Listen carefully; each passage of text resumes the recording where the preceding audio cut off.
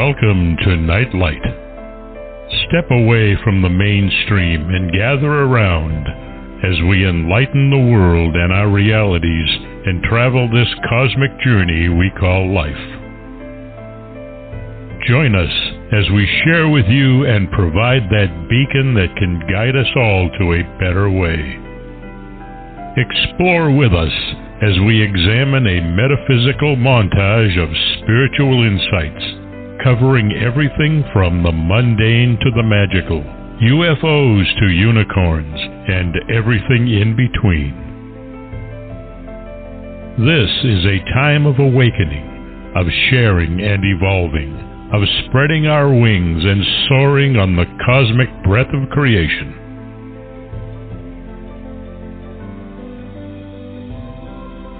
Come and join with other light-minded spirits as we weave our lights together to seek understanding, enlightenment, and with a little luck, some wisdom.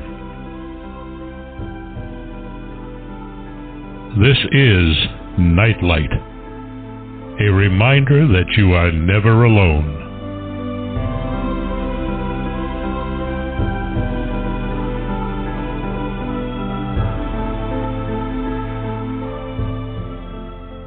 Welcome, everybody, to Neon Twilight with your host, Solaris BlueRaven.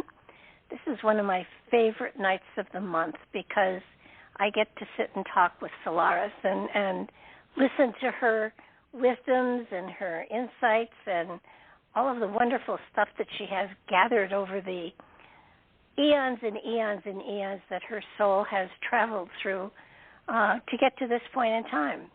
You all know her from certainly KCOR and Freedom Slips Radio, and she is my favorite, muse and sage.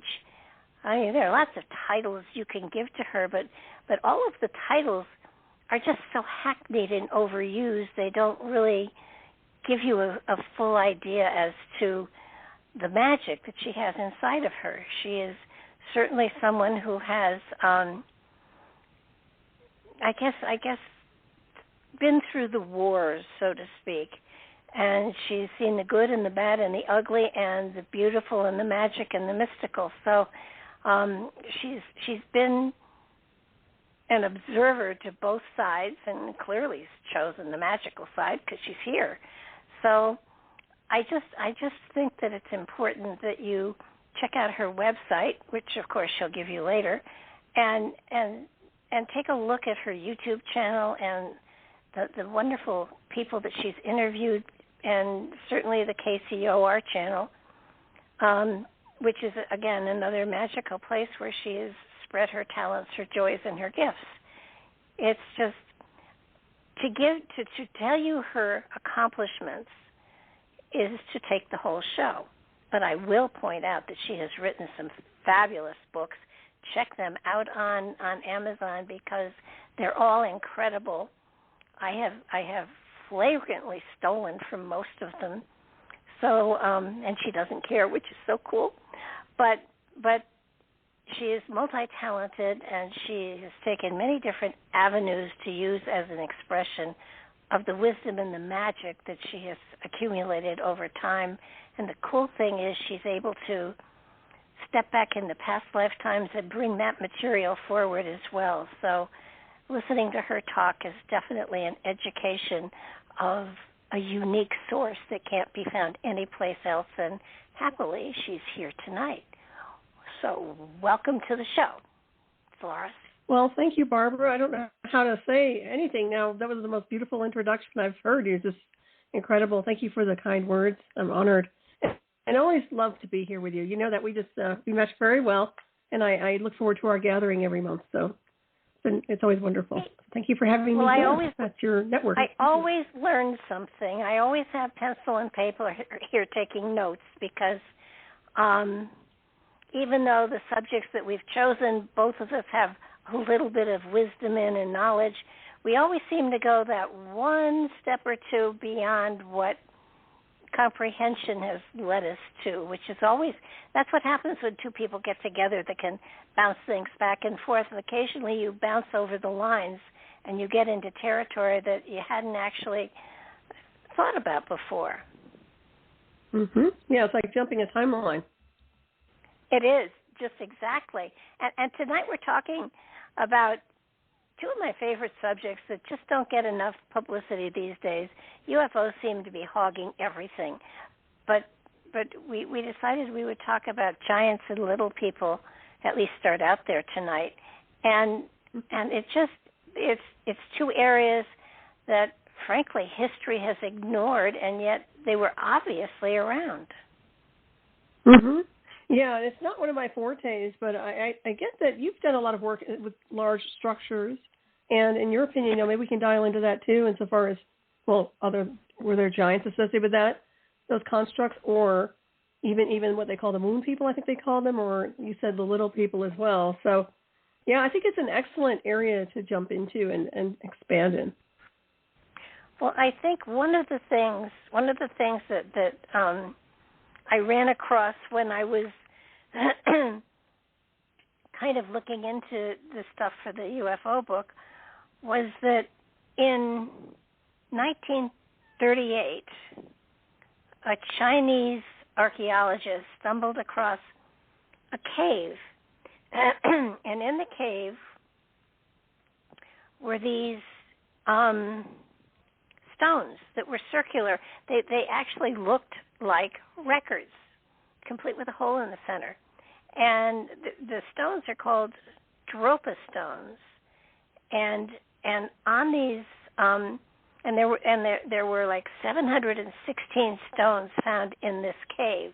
Now, there were also some very, very small bones, and they have tried to figure out, what's the story, what's going on here, and this is in China. In China, someplace,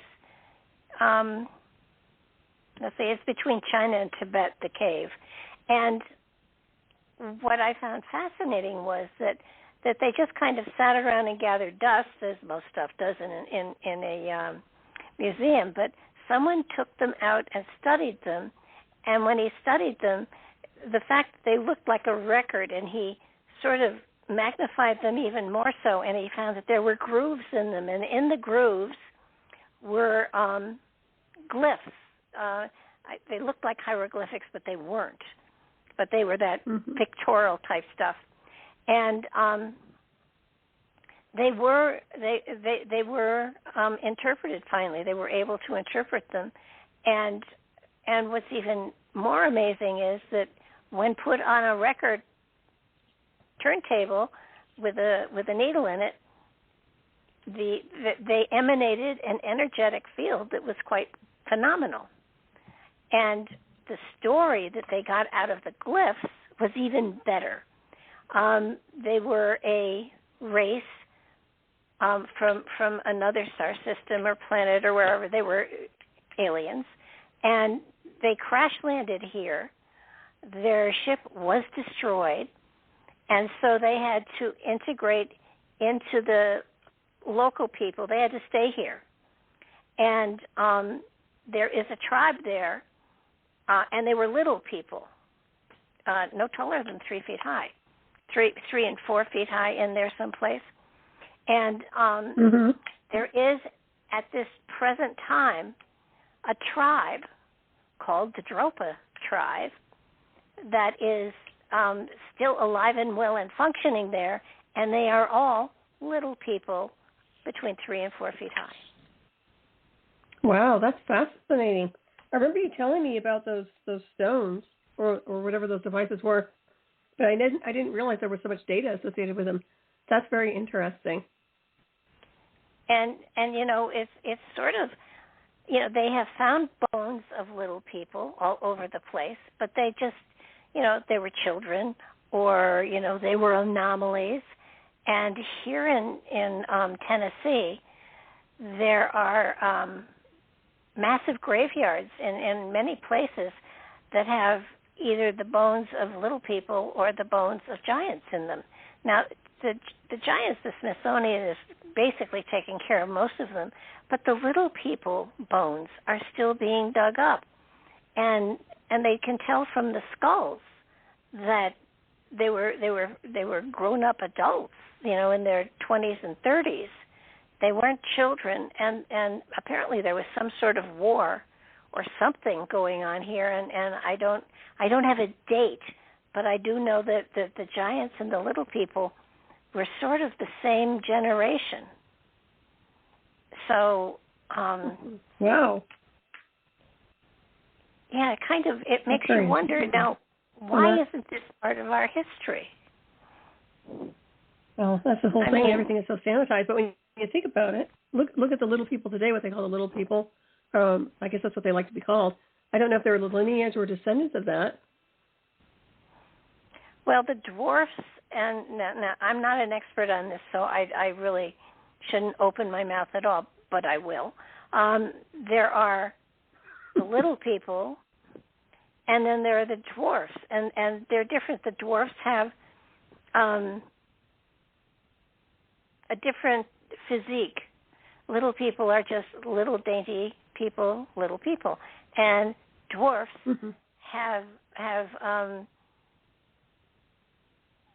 inordinate body parts sometimes. I don't know how to put it. Their heads are actually almost normal size, but the body is not, and they aren't proportional. The little people are very proportional. Tom Thumb was a little person. I don't know of any dwarfs that, and the royalty in Europe used to have dwarfs as pets. Wow, how interesting! Wow. Insulting too, but my goodness. But there's that TV show, Little People Big World. Now they're all dwarfs, but it's the little people that really fascinate me because, among other things, Mary Peeler writes about on her website. She does talk about the little people that they have seen today, that they're still around. That's fascinating. Yeah, I know a lot of the Native American tribes used to talk about the little people too. So, and then of course there's the mythological aspect of it, and I don't want to say it's superstition related, but there is that also, the little people insofar as almost like fairies, but not fairies, but the idea behind mischief, creating mischief, and making peace with them. Planting a shrubbery or something in their location, and there's a lot of stories connected to that. Yeah. Well, I know when I lived in Connecticut, the property I had, I was all set to make my gardens and everything, and then I discovered the house was built on a gravel pit, so there wasn't a lot of dirt to plant in, but I planted anyhow, and I stood almost every night out in my garden, and I talked to the little people, and I said, look, I need help here. I know there's not great soil here, but I promise I will feed, and I will water, and I will establish a perennial garden, but I need your help.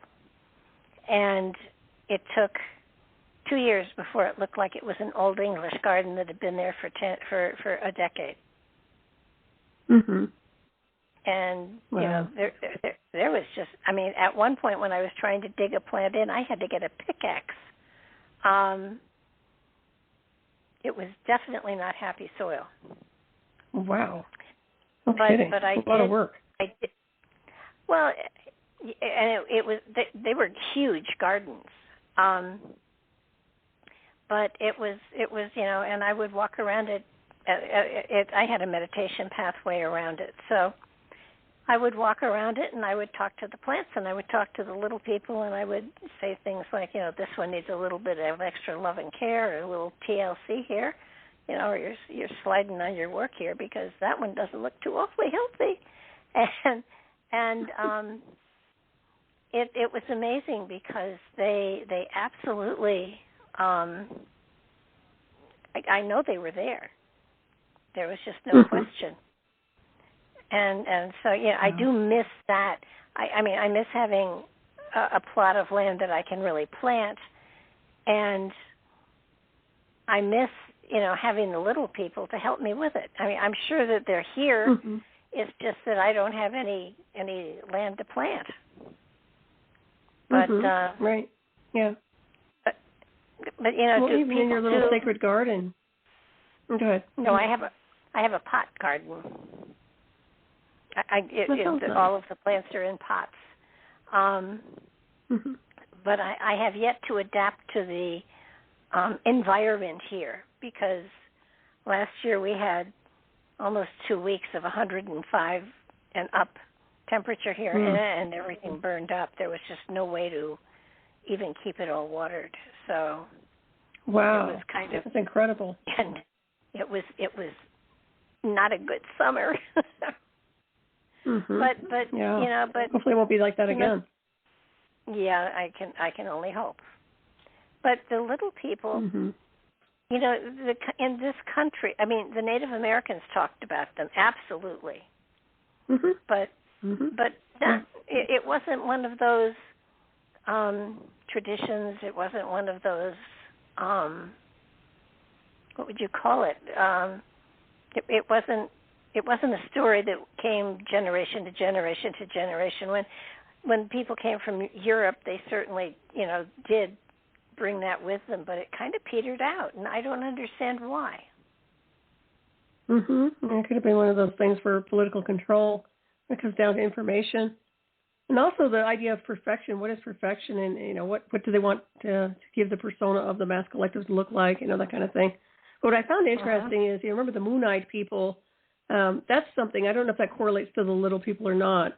But I do remember that legend associated with the Moon-eyed people. I suspect that's something unique, isn't it? Insofar as, I don't know if they were correlated with the moon or not, but wasn't it, oh gosh, what is her name? Skyships, cashiers over skyships, or is that what it is?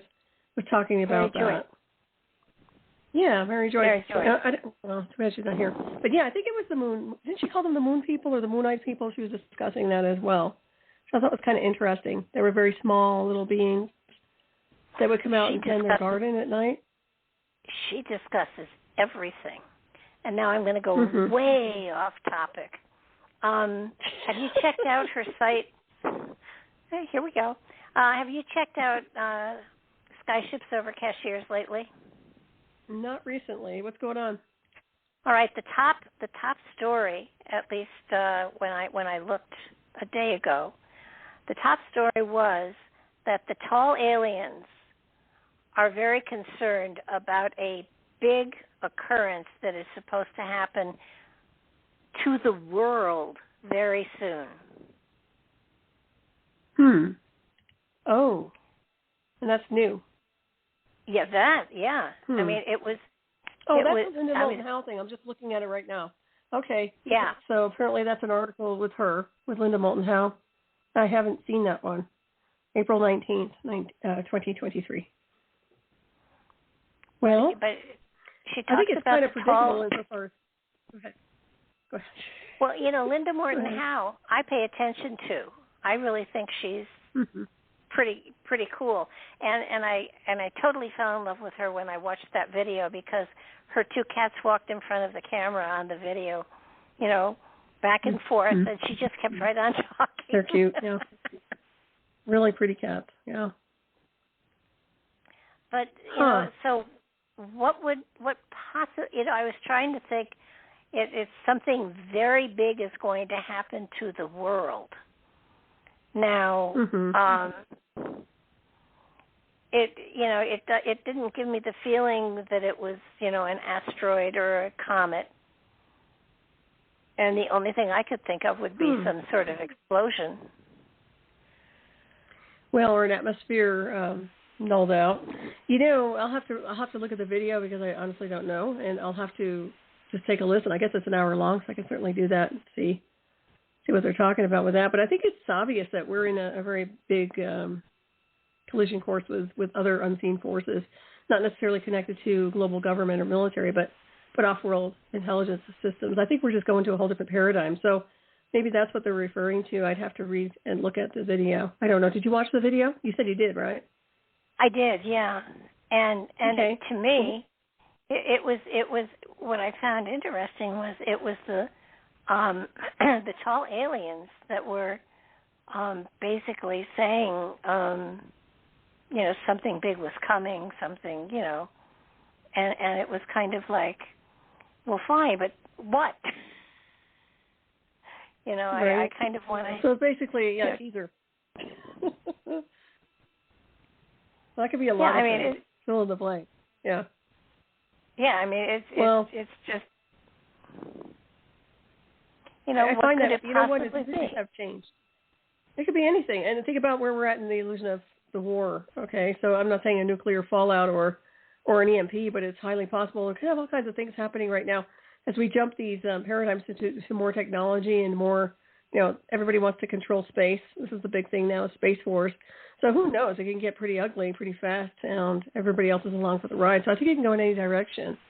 Really can. So I guess I'll have to look at that video. But, yeah, it would be nice to have some concrete information versus speculation or whatever it is that she said. That she alluded to something but definitely didn't put it out there. It sounds like anyway. I'll have to look at it. Well, it's interesting because, you know, every now and then something will come through me that I have to write, and I write it down, and I just kind of shuffle it aside.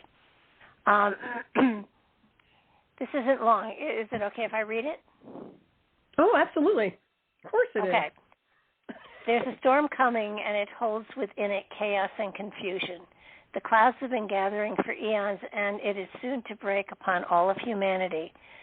We have seen storms such as this before, but not in mankind's memory. There will be those who will play it down and tell you everything is under control, but they lie.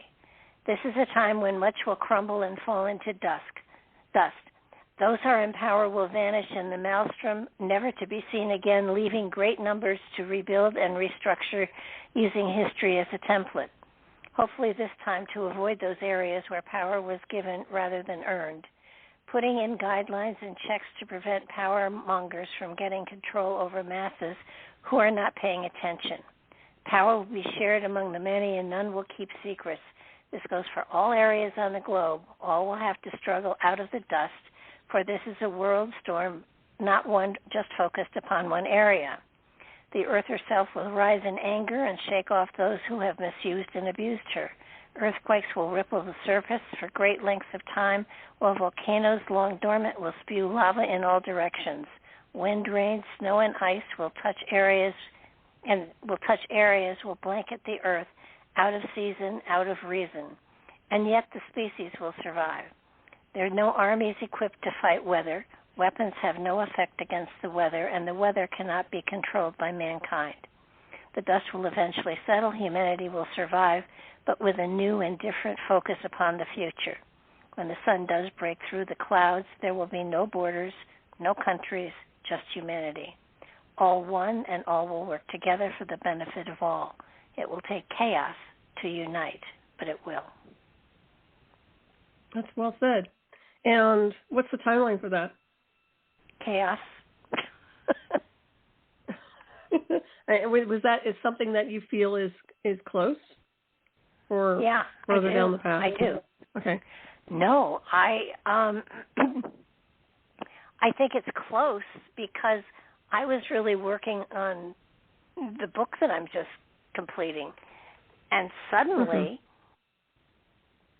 chaos came out, and it was like, well, this is definitely not part of my book. But wow. I mean, nothing. It's the very first time anything has ever just insisted on being written, and I can't figure out. Well, you have to at least record it. I didn't exactly put it up on the website or anything, but to me, it and then I hear that the Talls are saying something big is going to happen to the planet, and I thought, that's just a coincidence. And of course, I don't believe in coincidences. So, but I can't figure out what it would be that would affect the entire globe. And the only thing that I could think of, and there may be other things, but the only thing that I can think of would be a nuclear explosion of some sort, because on top of the fact of wherever it falls, the atmosphere will carry the radiation and everything so that it encompasses the entire globe. Right. Well, EMPs, I mean, they're all strategically positioning for their Psy War, but how far they go is another scenario. But I find that other things are happening in the cosmos. So we have what I've talked about before, the intersect coming in so far as different interceptions and intersection, where you're having different types of configurations of space-time collision course-oriented, which I think is going to completely devastate this world. So, yeah, whether they're going to pull that off as far as their nuclear situation or something coming in to amplify that, which I think that's part of it. I think the universe has its own plan when it comes down to what's happening here. But this place has outgrown itself in a sense that there are a lot of us here who have outgrown this vibrations here a billionfold over. And then there are controllers here that are literally trying to keep everybody in that stasis of de-evolving. So something's got to give on that level. When you were discussing and you were talking, I kept seeing this counterclockwise water and loud noise. So not that I'm putting any seeds in there. I'm just saying it's interesting. I always get visuals when you talk about stuff and a detonation in the Pacific, if that's worth anything. But it is interesting.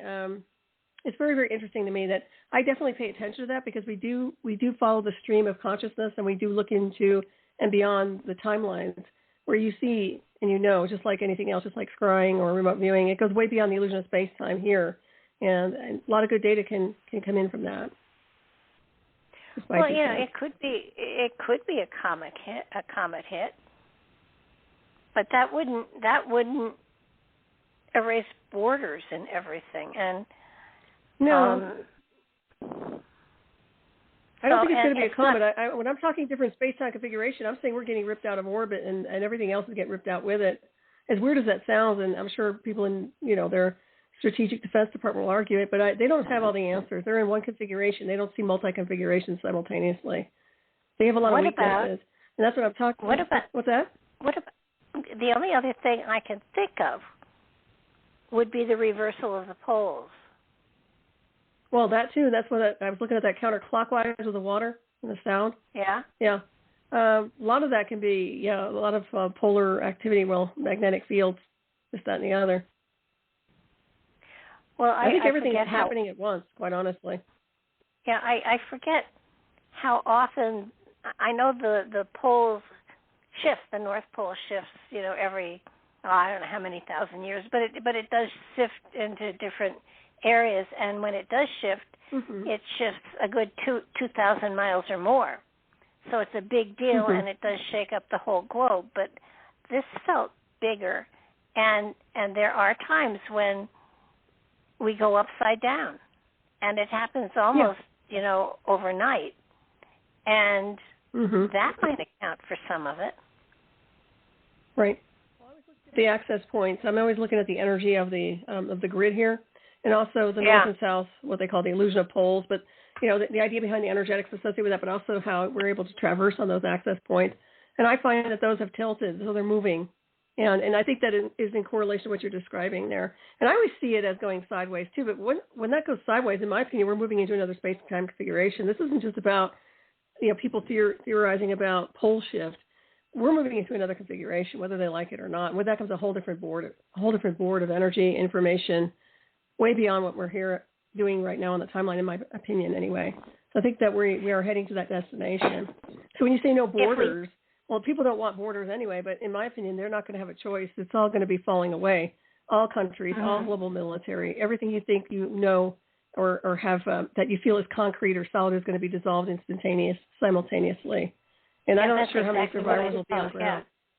Yeah, it makes sense to me. And, a lot of the people in military and rich, elite wannabes, I guess, overpaid people, I guess, will have their own little bunkers. But I'm telling you, that's not safe. I know they think they're going to be fully protected. They're going to be eaten alive down there. So it's not going to be as safe as they think it is. The only way out is up.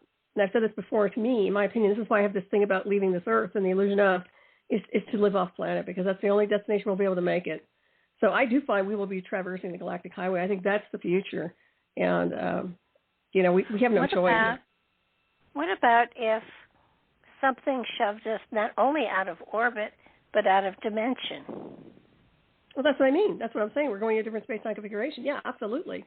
With that comes a whole different paradigm, whole different state of consciousness, a whole different frequency, and a whole different calibration on the bioelectric level. This is why these imbeciles who are sitting here with their weaponized space wars don't have a clue what's going on in other configurations, but they're sitting there deploying electronic warfare like it's the latest craze since acid in, the 60s. I mean, they're stupid. So don't get me started on them. But yeah, I know. In my opinion, I think that's exactly what's going on. It's kind and we of did like start talking about little people. This is much more exciting. Go ahead. Well, it's sort of like living in a video game. Yeah. And they've called it a simulation before. Yeah. And you know, it's just. But what I was seeing was you know, leaders, be they good or bad, are gone. That power struggle, that power grid, is erased somehow. And it's almost like I don't think we're sent back to the caveman days, but I think that you know, it's a matter of how are we going to organize together. And who was it? What oh gosh, it was some famous person, I don't know if it was a scientist or a politician, who said that the only way the Earth would ever unite would be if we had to defend against an outside attacker. Well, yeah, but they're trying to create the Psy War associated with that, with extraterrestrials being the bad guy, so they can play and pull it off with their technology, and you have to be careful with that. But off-world intelligence is not a threat to beings like us, and I've said it before, they will be a threat to the global military, because the global military and our military has created an initiative to be the aggressor and to be very volatile when it comes to space communication. And I know that because we're starseeds, we're descendants of the visitors, and if we get pulled into things that are abusive and assault and battery-oriented with direct energy weapons, then that's kind of a bleed-through effect and an entanglement when it comes down to our ancestry off planet. So I've always told those people, those units over there, is that you don't do things like that because you have to honor cosmic forces out there. And, you know, weaponizing everything right down to the brain and misusing technology is not the way to go. But they don't listen. They don't care. No. It's their way or no way. But it's going to be no way for them. They don't get that part yet. Oh, yeah. In this video, it was very interesting. She had illustrations of, you know, tall grays, the Nordic people. I mean, and basically, she had illustrations of, I think, 6 or 8 different humanoid-looking people who were indigenous to different planets, and the 3 spaceships that the space fleet has, that our that the United States Space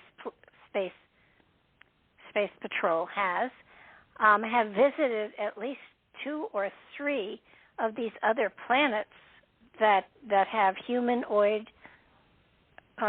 shaped people. Which was interesting. Well, it's an interesting video. Yeah, I'll check it out. But for us, I mean, the biosuit, the body itself is not human. It comes from off planet, in my opinion. The design work is not from here. This is one of the reasons that we have a hard time being here. We're not supposed to be here. I said it a billion-fold, and I'll say it to the day I leave this earth. I mean, it's just, we're not supposed to be here. And it's a real disservice that we've been stuck here for so long as beings, because, and the fact that they've hidden history or sanitized part of it, and then want to bottleneck the reverse engineer technologies is just not acceptable. And I think they're going to get themselves in a lot of trouble, because the ones that think they're in charge with the classified data are the ones that don't need to be in charge. Those are the last people we need with access to data that I'm familiar with. So it is interesting to see this see how it's going. And also these gateways, I wouldn't discount the types of anomalies coming through gateways right now.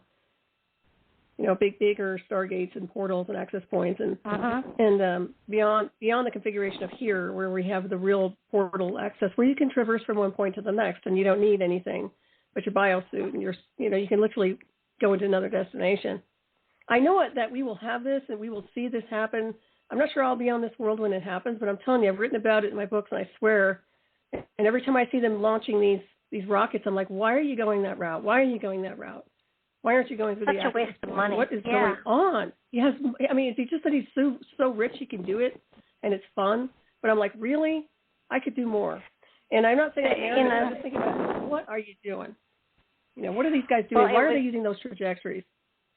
It was interesting in that the mothership is that we've never seen the mothership. The stuff we see in the sky are basically either drones or shuttles, and the flying saucers and whatever. And I swear to you, I truly believe that the Foo Fighters during World War II. I think they were laser point. You've played with a laser with your cat, right? I think it was aliens of some sort hiding in the clouds and using a laser, trying to make us think there was something there, and there wasn't. Well, they certainly have a lot of different satellite technology. Oh, go ahead. Yeah. So the more I look at it all, the more I think, I don't even know if anybody is alive today that really knows what exactly the truth is, because I think most of the people that knew the truth have gone. That's right. Well, those of us who are record keepers here, though, beings like us, and we can access information. I have a certain level of information from where I've been, but when I'm gone, nobody will remember anything. As it stands, from my original case induction in 2004, the people aren't there anymore that were there initially. Maybe one, but I doubt it.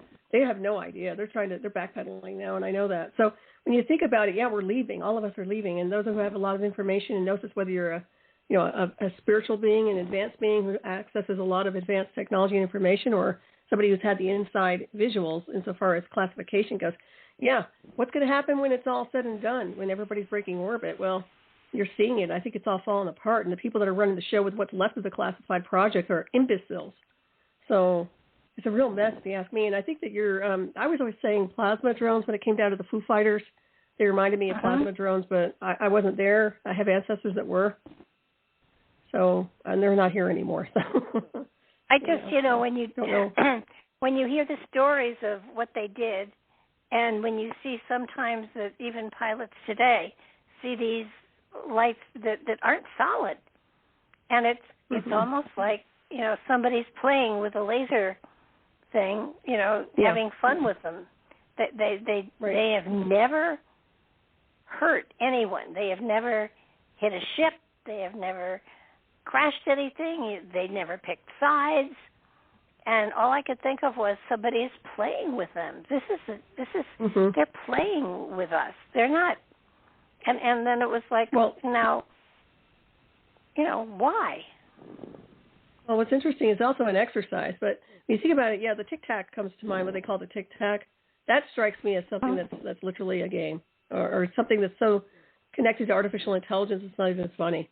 There were people that actually saw with their real eyes, but in my opinion, a lot of that stuff is very suspect to me. And there are breakaway civilizations that don't get along.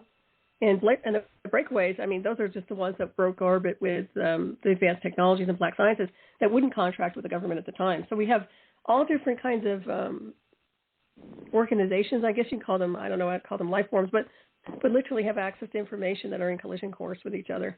So it is interesting to see what's going to happen with that, but I don't know. It's getting crazy right now, this world. Well, it was a number of years ago that what's the big spiritual mountain in California? Mount Shasta? Mount Shasta. A number of years ago, it was said that whatever alien bases were there had all been evacuated. So, from what I can see, even the aliens are leaving the planet. It's kind of like rats deserting a sinking ship type stuff, it is sinking. And the thing is, it's been terraformed, so really, we technically don't even need to be here. But think about it, we should have been gone too. That's my point. When there was an evacuation done, we should have been part of the evacuation process. And the only reason that we weren't evacuated is because of these people trying to control and manipulate what's left of the beings here on this world, in my opinion. Otherwise, you'd see us all breaking orbit and going out and leaving and getting out of here. And I'm working on projects that actually do that without the need of anybody in a global government, military organization, or Space Force. So we can get out of here. You know that. As an avatar, you know that. And my point is that we're not staying with the sinking ship. Let them sink their own ship. But I will be damned if I'm going to be here as an SOS in the wireless control room like the Titanic. I'm not doing it. That's sorry. I'm just not. Oh. Done it before. Well, I'm not doing it again. What was the movie a long time ago that Waltzing Matilda? What was that movie? It was about nuclear or whatever, and a submarine was in Australia and looking for survivors, and they couldn't find any. All I remember is Fred Astaire committing suicide in his racing car, and other people, just knowing that the end was coming and doing their own thing. Oh, what was the name of that movie? I don't remember that movie. Wow, I'll have to look at it. Oh, geez. That's an old one with Fred Astaire. Oh, yeah. Waltzing, W-A-L-T. Is that the name of it, Waltzing Matilda? No, it kept playing during the movie. Mm-hmm.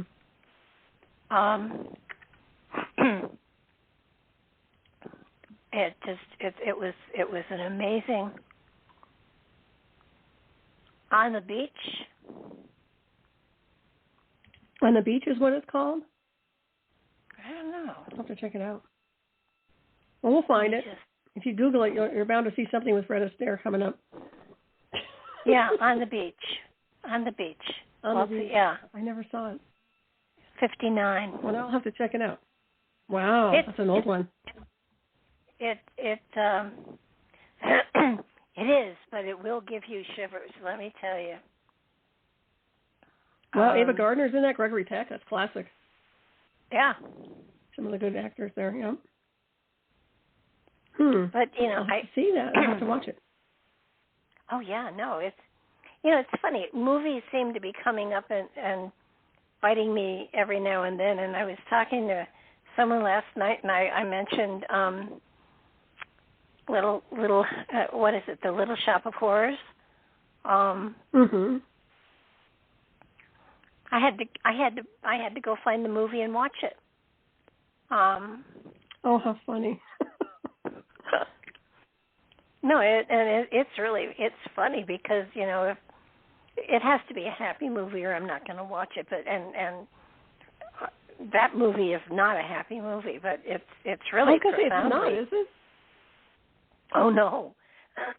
Basically, the story is that everybody's wiped everybody out, and the only place there was any safety was Australia, and the submarine pulls in there, but it has to go out looking for survivors, and the radiation starts to make everybody sick, so they drop like flies. You'll never be able to listen to that song again. No, it's a good movie. That's very interesting. Well, people can get radiation sickness even from weaponized atmospheres. Like, you don't even have to drop a bomb in the illusion of or anything with an EMP. We're getting subjected to all kinds of radiation signatures and, weaponized atmospheres to a point where people probably get sick anyway. So. Well, look at the people at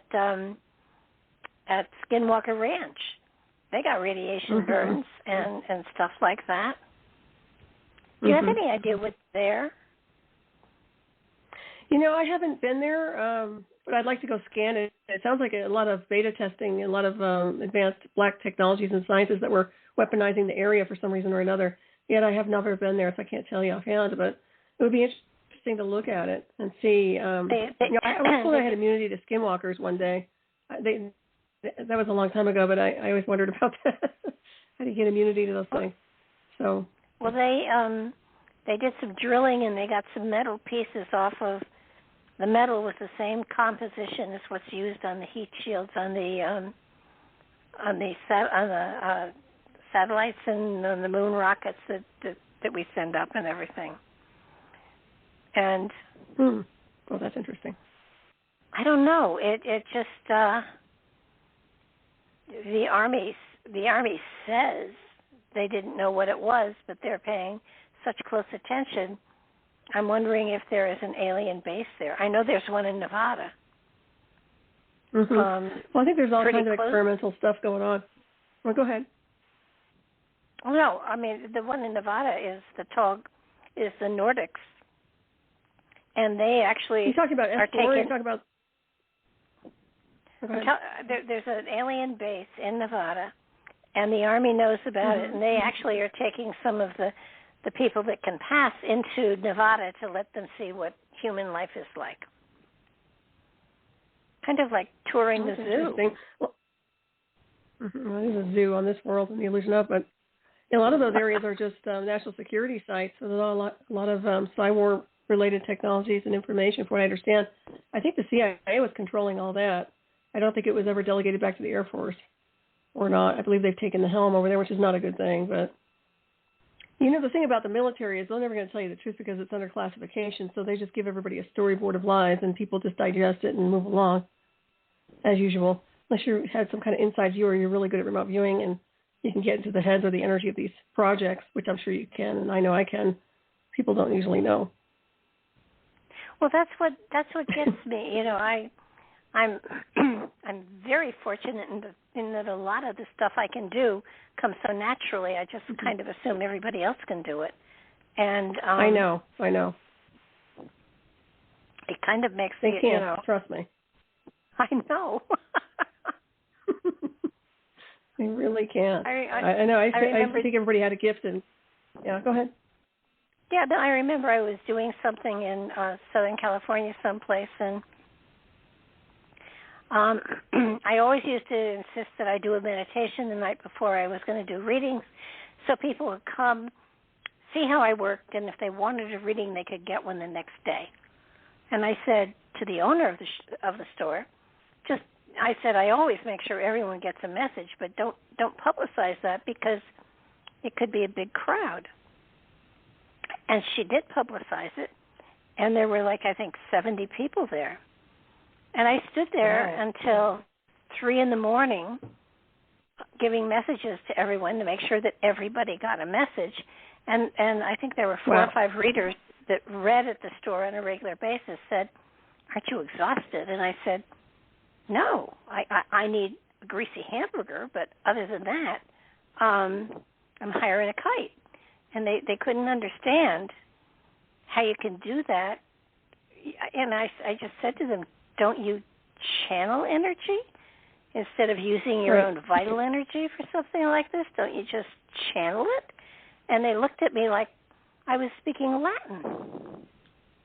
Wow. So, yeah, that's a big difference. Holy cow, yes. I did need two, actually. I got 2 greasy hamburgers. I need greasy food after I've done something like that to kind of pull me down, have to get back to earth. Well, not necessarily, but okay. Get back to earth. I don't think we've ever really been on this world. This isn't really Earth, is it? I think it's a terraformed rock called Earth. I'm not sure if it's actually really it. Well, never mind. Well, I know we're older than the Earth is, so we had to come from somewhere. We're way older. And whoever they are.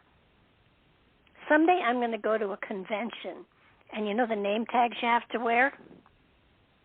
I'm just going to put they on me. So, when somebody says they fits with everybody else's identity now. Yeah. I'm going to go with the Ghost. That's my new nickname. Okay. It's a long story. Yeah, have you found, I have found that every time I find a term that really describes what I am or what I think I am anyhow, before I know it, everybody's using the same damn term, and it becomes hackneyed. So then you have to discover another term. I mean, a long time ago, I don't know if I coined the phrase or not, but I was the first one that used it that I knew of, and that was a light worker. And then everybody was a light worker, and it was like the mimic program. Yeah. So monkey see, monkey do, monkey take up names too. And I see that too, in a sense that people don't have an identity of their own and they want to be part of a cool environmental condition. So a lot of times they just create mimic programs and they just take on identities of other things they find on the internet, whether it's a name or a title. Yeah, no, I see that too. Unfortunate. And I don't make stuff up like, what am I going to call myself? And I mean, most people are just like, I don't get them at all. you know.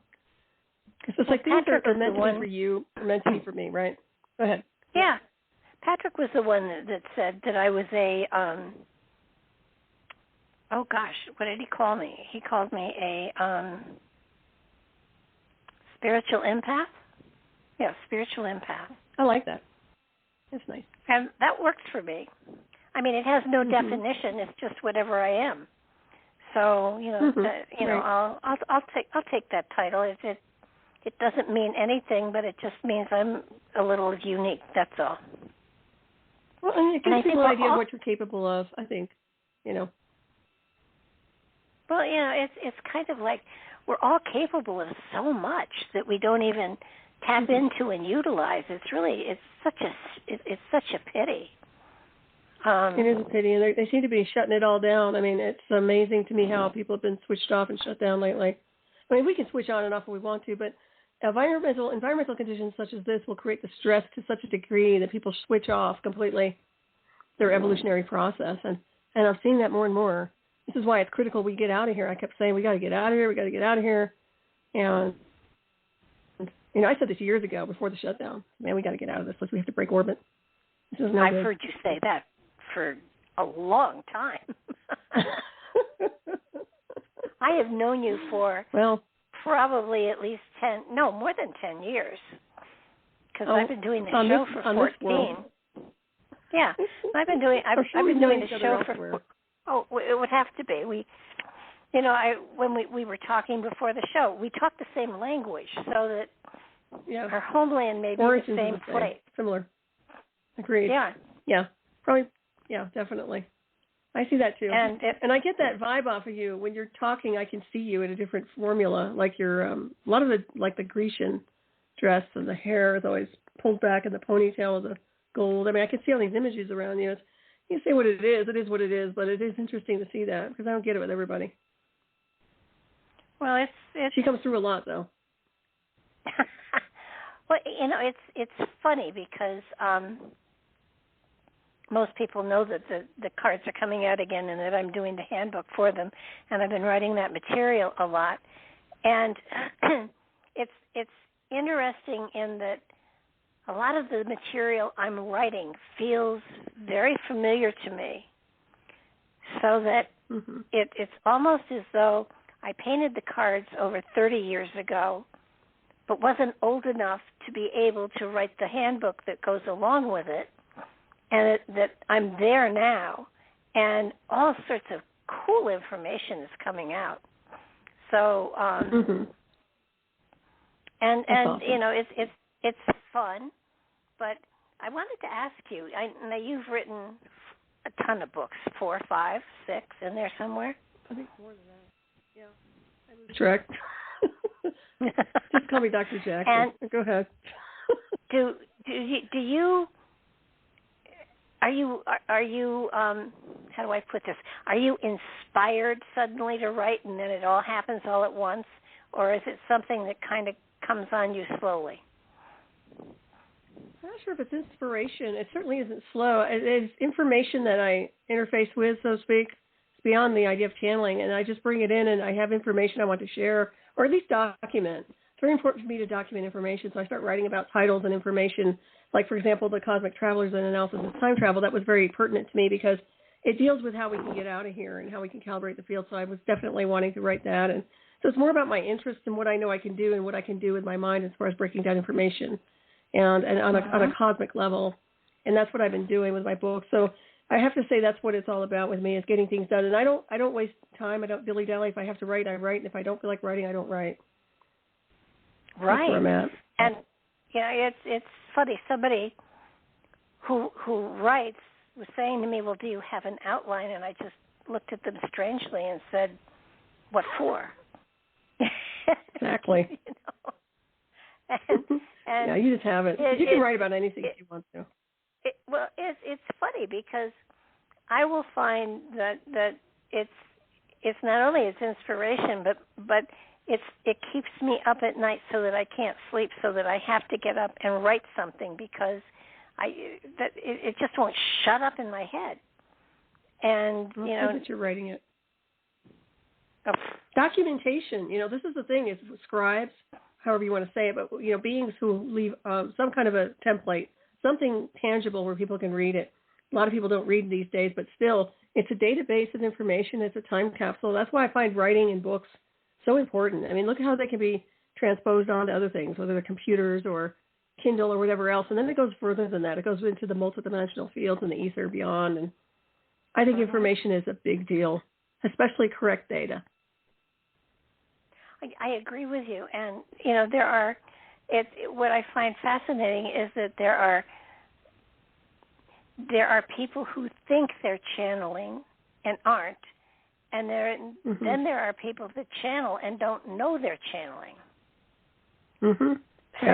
So it's really quite amazing. Somebody sent me something that they said they had channeled, and all I could think of was, my God, your ego is just so good that it will convince you that that you're getting spiritual stuff, and it's your ego, and I don't, and so, but everybody is capable of tapping into that level, and I don't know why they don't do it, because it is such fun. And it's not only fun, but it's great to access. It helps your evolution. Oh yeah, and it's funny. The cat's claw caught me on my pointy finger on my left hand, and I dropped a can of cat food on my thumb on my left hand. So both of them had Band-Aids on them, and the group of people were here tonight, and here I have two fingers that have Band-Aids, frayed Band-Aids on them, and when somebody said, "Are you typing so much your fingers are bleeding?" And I thought, "Oh, that sounds so good." He said, "No, my fingers aren't bleeding. I couldn't move fast enough That's from an the aggressive cat, and I cat. dropped." You mean that cat was that aggressive? It pawed at your... No, she wasn't. She was playing, and I put my hand in the wrong place at the wrong time. It wasn't an intentional thing. And it just caught my finger, and it pulled, from the nail down some, so it went through the cuticle. So it was a little bloody, but no, she wasn't intentionally doing it. She wasn't, she wouldn't. But it was kind of, I did look nails. Rather, yeah. Well, I'll maybe talk to her about that. You don't trim nails of your kitties, do you? No. I do. They're really good about it, because I started when they were kittens. Well, part of the problem is that my eyes aren't that good that I can't see the vein in their claw. Yeah, that's not good. And that hurts them like hell if you clip into that vein. So you'll know about it. They'll let you know. Jeez, yes. No, when they go in for their yearly whatever, they'll clip their claws. So we'll be fine for a while. They're cute. No, you're fine. I'm sorry, I didn't mean to derail you on that. I know you were making a point. I'm sorry. Interrupted you. Oh, no, that's okay. It'll come around again if there was one. But it's just, I have talked to so many people who have forgotten to be creative. And that's one of the most important things to do. Being creative opens those channels up and gets the juices flowing. And you don't have to do, ceremony, and you don't have to do chanting, and you don't have to do meditating. Helps certainly, but all of the other rituals don't do a thing. I agree. And all you need to do is be creative, and it just opens you up to so much. Yeah, but I don't know. I just feel such a change in the energy of the world, actually, and it's kind of like I'm stepping back and just kind of observing, and it's like, holy cow, what is happening to us? I mean, I could see something, that wonderful line, and I don't know where it's from. I did not invent it, but something wicked this way comes. Oh yeah. That's what I'm feeling. Yeah, that started over here a couple of years back. Mm-hmm. Well, and it's not in the terms of, of evil monsters or anything. I think it's the monsters that are within our society. It's Oh yeah. You're seeing people. It. Yeah. Well, it's evolution or non-evolution. You've got a split. So either people have done some kind of spiritual work. It just means their higher consciousness is integrated. If it doesn't have integration, you're seeing all these deformities insofar as the way civilization is going. And in my opinion, they're going down, and they're going down hard, and they're going down fast. So they're almost glitchy in their behavior. It's one thing to be supercomputer fast and intelligent and evolved. It's another thing to be hyper and psychotic and literally going, insane in multi directions. And I think that's what I'm seeing. That's what I'm observing. I don't know about you, but that's what I'm noticing. I was just going to look for the heck of it. I always do a forecast for, I have in the past done, and there's a. Is there nothing there? Is it a void? No. There's. It's too long to read, but if you go to my website to the cosmic forecasts. The last paragraph says these are times of change, of great potential for all. The species has evolved to a point that the ancient talents and gifts are not only available but accessible to all of us, and it's up to us to blend with the universal and cosmic consciousnesses, to use our creativity and allow the information to flow through us and manifest it within our realities. One person can create a ripple that causes a wave that manifests a tidal wave of peace, love, and light.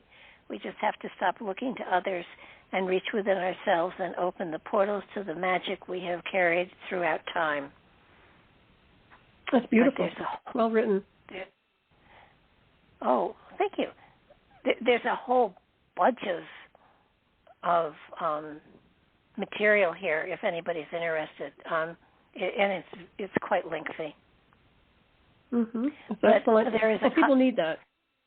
There's a Cosmic Forecast 2023 overview, and I've done them since 2014. So and actually, they've been pretty accurate. It's been kind of fun to watch them because every now and then my friend Jeannie will say, "Well, you said that," and it's kind of like. God, I don't remember saying it, but, she keeps track of things better than I do. No, that's very important, too. Yeah, I think that's the true gift. You just let it go. You don't hold on to it, and then it just shows itself. So you don't want to read your whole forecast? Is it too long? Is that what you said? Well, it's quite lengthy. I just didn't want to take up your time. This is your show. You're not taking my time up. This is our show. Well, it's been, you and I did the show together. You know that. We have a lot of fun. You're welcome to read it if you feel guided. Yeah, it's entirely up to you. Sure. Okay. Evolution, transformation, and spiritual expansion on a cosmic level cannot be defined by the restrictions of time and space. In human terms, the planet teeters on the brink of a tremendous shifting and rearrangement of all physical elements.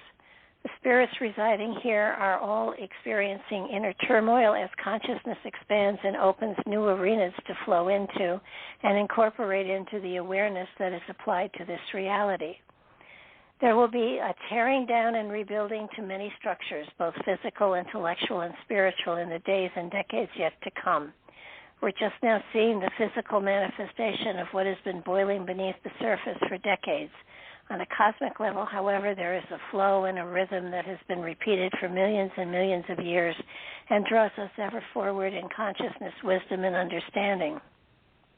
There's a continuous spiral that is being followed, and though at times it feels like disaster is right around the corner, rest assured there is a master plan that is being followed, and we are individually swept along, even though we may not see rhyme, reason, or season. There has been the element of pause for the last few years, as if the planet has been given a sort of timeout where all can reflect on the pathways they are on and evaluate if their directions were the best and most appropriate for them.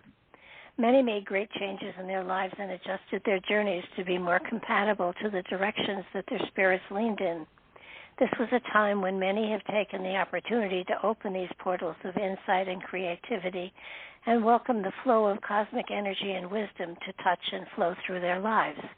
The next year is going to be one of challenges, no doubt, but how we meet them will determine a great deal how the next decades unfold for all of us. Many may choose to spend their time and energy on reflecting on the past, performing autopsies on difficult situations and trying to rewrite history, adjusting blame and looking for justice where it is not. Others will focus on the potential of the future and all the promise that it holds, fully aware that we create our own environments and realities by our perceptions of it. Free will is always a part of our reality, and it's up to each individual to choose their directions and their pathways. There are no wrong choices. Some just take the longer way and smell more roses. All pathways ultimately lead to the same place, to total spiritual consciousness and awareness, to the evolution into a greater journey, cosmically and universally speaking. This is a time when much will be revealed globally, and the elements of governments needing to be reworked and reformed is very prominent. It is very likely that we will see the border of several countries change dramatically, as well as the borders of many states in the USA. The times of one internal power struggling for total control are coming to an end, and if there is not the element of different groups working together, then all will have to be dismantled and a new form of government created out of the ruins of a system that no longer serves the people. This should be a time of pulling together instead of apart. The ultimate reality of what is going to happen is still up in the air. However, in the first half of this year, the lines will be drawn, and there is no changing what it is determined whether or not there will be a joining or a tearing apart of those in power. Globally, populations are shifting, and borders will have to be changed to support the directions people are drifting in. National borders will shift to adjust the populations that are on the move. Oh, wow. Cultures and languages will be blended as never before. From time to time, it may well feel as though the whole world is one great Tower of Babel as populations are mixed and great numbers flow over countless borders worldwide. This is a situation that will take global cooperation to manage, and unless there is a sharing of responsibility, humanity may well take many steps backward and have to struggle rather than working together to solve the many problems that loom in the not-so-distant future. The atmosphere is adjusting to the shifts that are taking place on the surface. The environment struggles to maintain a balance that is constantly spiraling out of control. While the shifts in weather are truly flowing in a pattern that is eons old, it may seem to us that there are changes that are new. There is a pattern that is generations old. Just because we have never seen the changes before doesn't mean they are new. They're just new to us. In the year and years to come, the seasons are going to change. Farmers will have trouble determining planting and harvesting in the near future, and new crops will be introduced to adjust to the new climates that the entire globe is going to experience. The planet is totally capable of supporting the populations if only those in power focus on taking care of the people instead of creating power struggles that support no one except for a very few. We'll see more superstorms in the future, many coming out of nowhere and most probably of human origin than actual weather patterns. The element of great flooding in areas not seen before is also looming, most pointedly in China and Japan. Many volcanoes long dormant will flare back to life and cause upheaval in areas long quiet. Watch for many underwater volcanoes to become violent once more, causing tsunamis in the Mediterranean, U.S., Canada, and India. There also well may be a comet strike in the area of northern Russia, the Arctic, and one near Antarctica. The one near the Antarctic may well uncover areas of the Antarctic that have been under the ice for thousands of years and uncovering a civilization and culture not familiar to our history books. Times of great change are always accompanied by upheaval on massive levels. Please be aware that those spirits that are currently on the planet have incarnated during this time frame many times before. There is a maturity and inner strength within all that recognize the tumultuous atmosphere we are entering into. The energies that are on the planet at this time are here because of the inner wisdom and strength that is now available to them. They just need to awaken that strength and apply it to the present generation. It has been written that at times of change and great stress, that there will be those who will rise wise in the ways of the universe that will share their wisdom to apply to the times. They are here now. Though they don't have name tags, they do have wisdom. They are not in power, but their words of wisdom carry great insight and strength, and will find where they can do the most good. In the past, these wise individuals have been put on pedestals and worshipped. Not today, however. The messages are out there for those with eyes to see and ears to hear and hearts to take action for the good of all. And then I wrote the other paragraph before. I like that. I like that information quite a bit. Well done. I like the Antarctica part. Yeah, I do too. And this, now you got to understand, this was written in November of last year. Mm-hmm. Very interesting. Yeah, I think it's time. Needler's notes. Yeah, make the jump. This is boring. I mean, something's got to give here. Let's get this party started. Oh God. Yeah, I hear your enthusiasm. I just don't think that we're quite ready for it. You know, my enthusiasm is anything that changes the paradigm here is good with me. But that's just me. I'm a traveler. I like doing stuff like that. That's exciting. Well, I think that the thing that gets to me is I can see farmers having trouble knowing when to plant, and I can see food shortages too. So, sure. you know, that makes sense to me. But what was it? At the beginning of the pandemic, everybody was saying, "Oh, stock up, stock up." Well, now I'm having to eat all that food because it's going to expire. So now I have to start stocking up again. Well, you should get the stuff that you can keep for 20 years. That's what I usually do. I mean, if I'm going to have any extra supplies, it's just that, you know, the stuff you just add water, and it lasts for 20 years. That's the military uses. Yeah. Jeannie gave me a 30-day supply for Christmas, I think, 2 years ago. So that's okay. It's good for 25 years. But so I'll be good for 30 days for sure. But it's quite profound. I think, you know, it's funny. Every time, you know, when things started to look rough again, people were stocking up on toilet paper. And, you know, it was sort of like, well, I'm not going to do that again because, you know, I had enough toilet paper last time.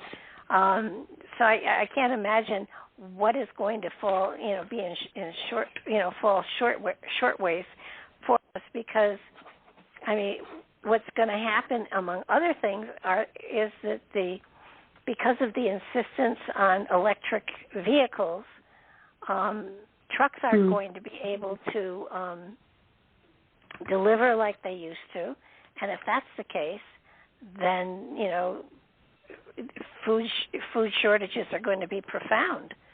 So but what I found hysterical was that I just caught something on the news earlier today, and it was that the Army is going to go all electric. Can you see them in the middle of a war someplace looking for a charging place? I mean, please. Their butts goodbye. I mean, you know what? That's the whole idea behind charging vehicles, Barbara, is foolishness. And this is my point. You know, remember they banned the word ether back in the day? There's a field of energy that literally is beyond 0 point where you can literally, it's a primer for travel. In other words, you don't need any plugs. You don't need to insert anything anywhere. It's free energy, literally. And we have that. If we change the configuration, we don't have to worry about any of this stuff. So what the hell are they doing with this? I mean, I just don't understand. What are you clowns doing with the plugins? And you think Wi-Fi is cool and all this garbage? And I'm like, no. Let's go for the big jump, and that's the one about moving into the configuration where everything is free energy. So you literally have the field where you can traverse. It's amazing. I know it's just right, like we're eclipsing that field right above us in a sense. So I don't know why they're not jumping it. What really gets me, really, really, is Tesla Energy worked. Why did, instead of all of these windmills and everything else, why didn't they just put up the Tesla towers and let us all plug into free electricity? Well, he understood what it was dealing with, and also the grounding aspects of it. Of course, look at what they did to Wardenclyffe. I mean, they devastated the place. They demolished it. Everything that, anytime you have an ability and a gift, they hijack the data, they run with the data, and then they take down everything that's a remnant of the original inventor. And you see this all the time. I mean, the bottom line is, no, they shouldn't have done that. We should have been going into a very expanded and a very advanced civilization where you're literally traversing the galactic neighborhood without all these primordial devices, and including their version of electricity, which is foolishness and incompetence. Well, what gets me is they plug into a charging station, and that charging station is powered by coal. Yeah, exactly. Oh, they're so advanced. That doesn't make sense. And then they shut down the coal mines. I mean, yeah. Well, I think they want everybody to be cavemen. Yeah, go ahead. Well, I think they want us. The electric cars. What their range is 300 miles, about 400 miles. They don't want you traveling. They don't. I mean, I don't. It doesn't make sense to me. I mean, if it makes sense if you're trying to control and divert a civilization. If you want them to go inverted and de-evolve, then that's exactly what you do, and that's exactly what they are doing. But like I said before, look what makes us breathe, and what gives us the electrical impulses. I mean, is it just, chemistry? Is there something more going on? I find that it's very interesting that people don't sync up with the cosmic neighborhood, because when they do, all their primordial information falls away, and that's where the real inventions are. So it's interesting to see all this stuff collide. It's just, we don't need it anymore. That's what I mean by, why are we listening to these people? Why are we entertaining these people? Why are we putting our energy on them when our energy should be on the stars and the heavens beyond? It never made any sense to me, and it still doesn't to this day. Well, look what they've done to the schools, too. I mean, these kids aren't taught to think. No, they're not taught. They don't even know who they are. So they're lost. They're fragmented right now. They're it is what it is. But, I don't know what to say about it, other than the fact that we have breakaway civilizations and states of consciousness and beings who don't belong here. And, consider us extraterrestrial. In my opinion, I find us to be hybrids and definitely not from here originally in cosmic design, so we can go home. I believe that's going to happen soon. I really do. I know, as weird as it sounds, man. I'm telling you, I just have that vibe, and I'm telling you it's going to happen. Well, if you're not here, the last week in May, I'll know that you've caught you got passage somehow. Well, but when we go to it, it doesn't come to us. You get that, right? You know that. We traverse. People are always wondering why. Oh, let my ship come and get me, or let them. You go to them. You go to that next level, and the next level is a different space-time configuration. We can do that. We do that to our states of consciousness all the time. But the next level is taking your body with you and literally not physically dying. And I know we can do it. So put that out in the ether for everybody. Oh, definitely. But, I know there are places where there are portals. Antarctic is one of them. Yeah. And I kind of, somehow there's got to be one under the Great Pyramid or near the Great Pyramid for sure. There's definitely access points connected over there. And with the coordinates, if I'm not mistaken, with Orion and some others, there's definitely some star coordinates over there in connection to accessing and traversing the galactic highway. So, yeah. But that's just a little one. I mean, in the sense of, when you're looking at a bigger scale, we are the walking stargates. So when you think about it, if you're configured properly in your own biosuit and your own body, you can go anywhere at any point in space-time. And you won't get disoriented if you know what you're doing. Some people would. I think people here would have a meltdown. But beings like us who are used to traversing and used to multidimensional states of consciousness, I mean, I've been interfaced with artificial intelligence, so I'm good at navigating. And I can tell you, most people would lose it. But I think that's what we're supposed to be doing. We're supposed to be going and traversing and doing exactly what I was calibrated to do back in 2004. So I really believe that. I think, in the Bible, how they talk about the rapture. I think they're talking about a time frame in which we do transfer to another dimension, another place, and the old men in dresses just misunderstood exactly what was happening. And I think that's what you're saying. It wasn't a rapture of being taken home to God. It was a rapture as far as taking your body and your energy and going to another dimension or another place. And I would say that they probably had the vision, but they couldn't explain it any other way, and so they called it a rapture. I totally agree.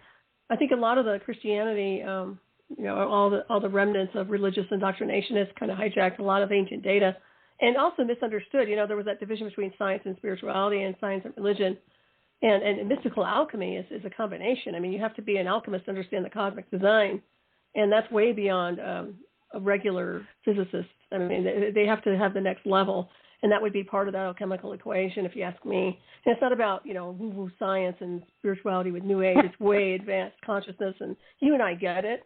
And I'm sure the advanced sciences out there, some of these beings out there, they get it too. They change their whole paradigm when they start dialing into something bigger than just the regular physicist, construct. Or I'm just using them as an example, but yeah. No, I believe that. I believe that spirits that were around the last time one of these major transformational things happened on the Earth plane are back here on the planet, ready to take that jump again. It's kind of like I'm wondering if maybe these changes that happen every 26,000 to 5,000 years, if it's like in the amusement park, this is the roller coaster, and we get off on being on the ride when it happens.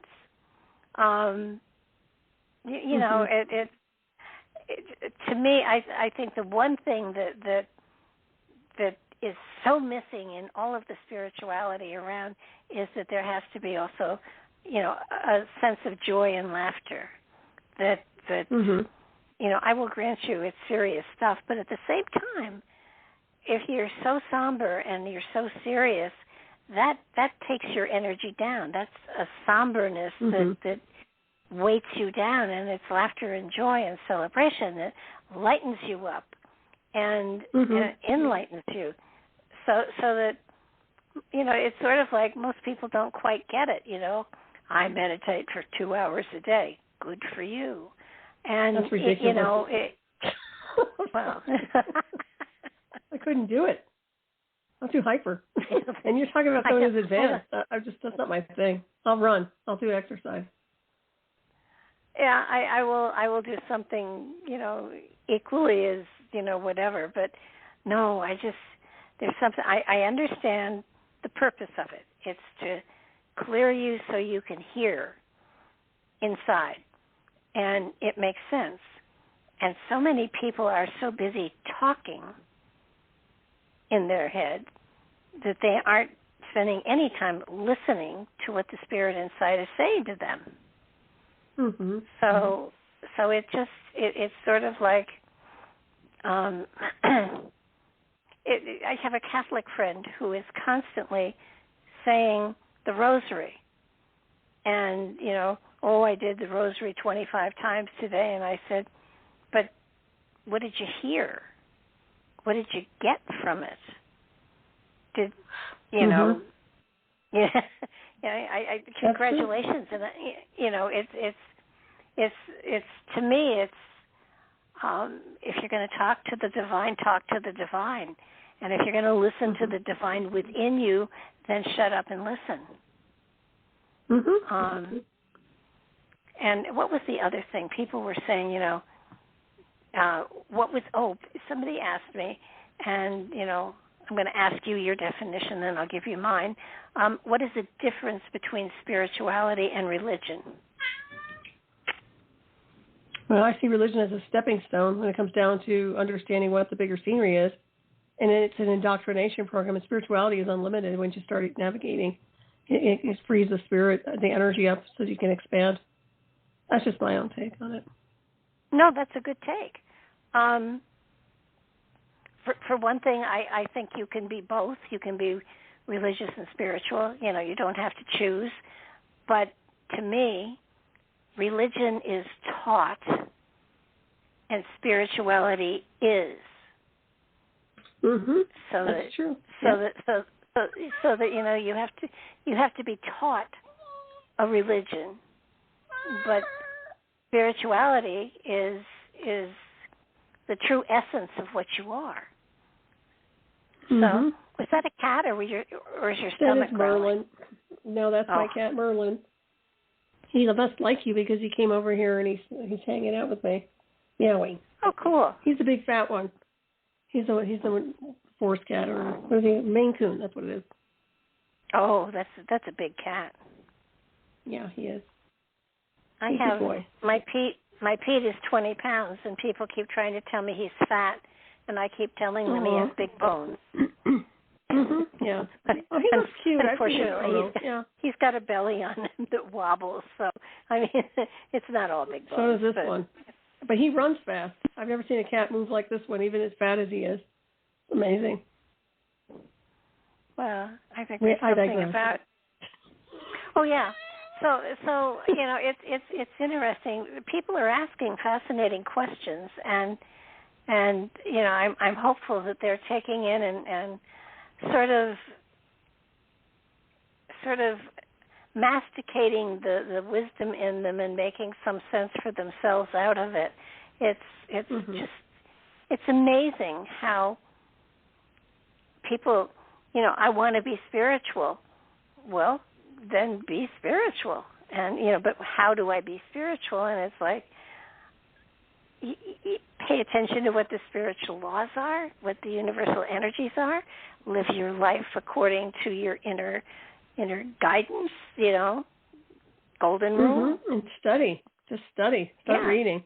It's just like anything else. If you want to learn more about science, study science. But mainstream science is very deceptive because there's so much more out there that has nothing to do with their textbooks. So, but still, you have to start somewhere. You have to start somewhere. And once you start activating the brain and activating the psyche, I find that the data stream comes in.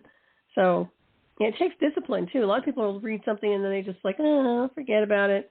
I'm not like that. I find you and I both, we use highlighters and we're big readers. And even back in the day, I've been reading forever in The Illusion of It. And then I was interfaced with technology that kind of took the place of that. But nonetheless, to me, it's like expand, never look back, go backwards, or contract and go in reverse. I'm not one with reverse. I don't play that. And I see this happening here.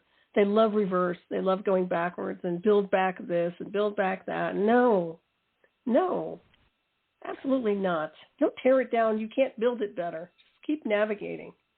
That's just my 2 cents on it, It's ridiculous. It's like having an adult and saying, okay, well, you're done now, so let's just strip it all down and reconstruct it. What the hell's wrong with you people? Seriously? I get grumpy about that, but go ahead. Well, I'm waiting. I mean, when I see what's happening in the United States with statues being torn down and all of the stuff that's going on, I it's sort of like, you're destroying our history, so we're going to be doomed to repeat it. I mean, that's just stupid. It's going to be, it is stupid. They don't keep any archives of real data or experience, and the soul learns. I mean, the evolution of consciousness and everything else that goes along with it. What you're seeing is kind of like Planet of the Apes. It's going to go into that realm of just complete primordial behavior. If they don't knock it off, this is going to go bad really, really quick. People are already. I think it is going to go. I think it is going to go bad. I mean, I look at, and I'm not a political person. I just usually, I'm an independent. I always vote the person, not the party. But there have been a couple of times that I didn't like either person running, so I didn't vote. And it's just sort of like. You kind of look at everybody and we all have warts. We all have things that we're not proud of that as we grew up we did. I mean, Mother Teresa probably did not do a bad thing in her whole life. Probably. I don't know about that. I've heard bad things about her. Well, go ahead. Okay, but she got sainted anyhow. But I mean, it's none of us are really certainly qualified for sainthood for sure. So it's sort of like, we're human. That's why we're here. We have those foibles. Well, that's a label that you shouldn't have, but that, where I stand with that. We're not really human, but I know people use that terminology, and that's what's gotten everybody into trouble, quite honestly, is that whole humanist kind of thought form. You're a cosmic celestial being in a biosuit that appears, and you don't even know it's human because it comes from the cosmos, which means it's not human. It's actually off-world celestial design, but I won't go there. But you know what I mean. People believe it. I'm only this, I'm only that. Go ahead. Well, if you get right down to it, we're only etheric spirits in a human avatar. That's right, and it's a matrix. It's matter, but it's energy. It converts into energy all the time.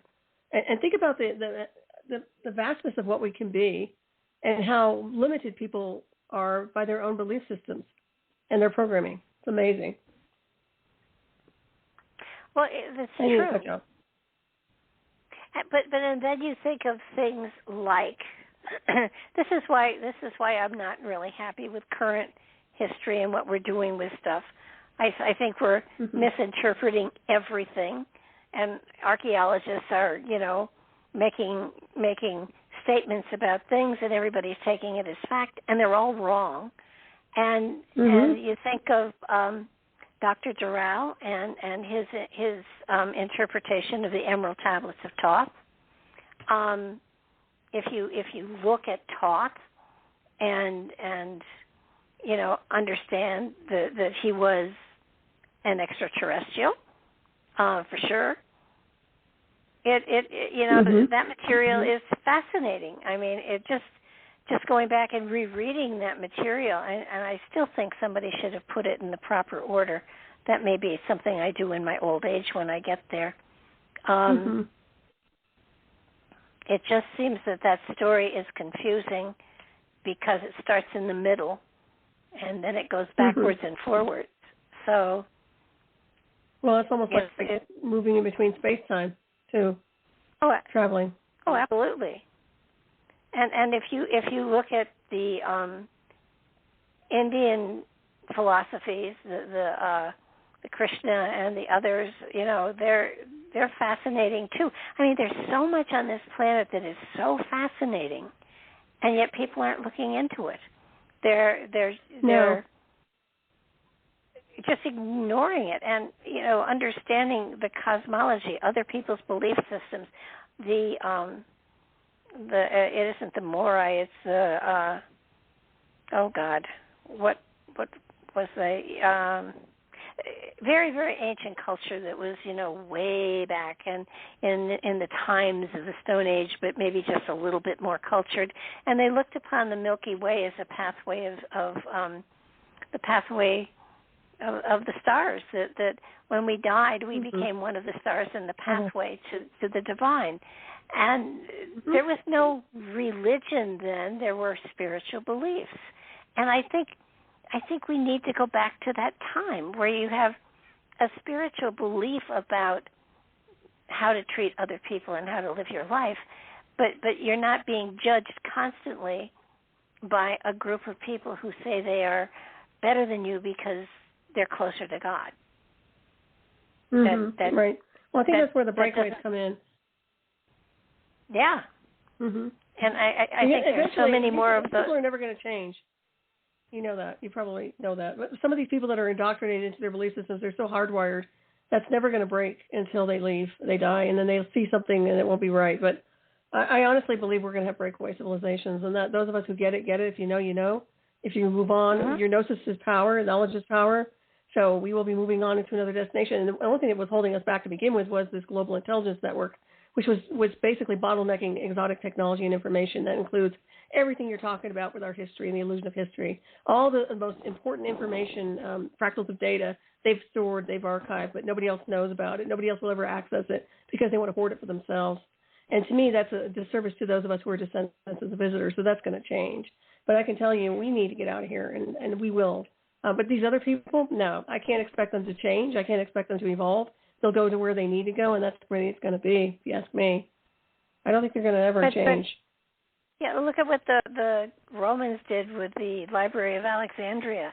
And in China, one of the emperors had all of the books burned.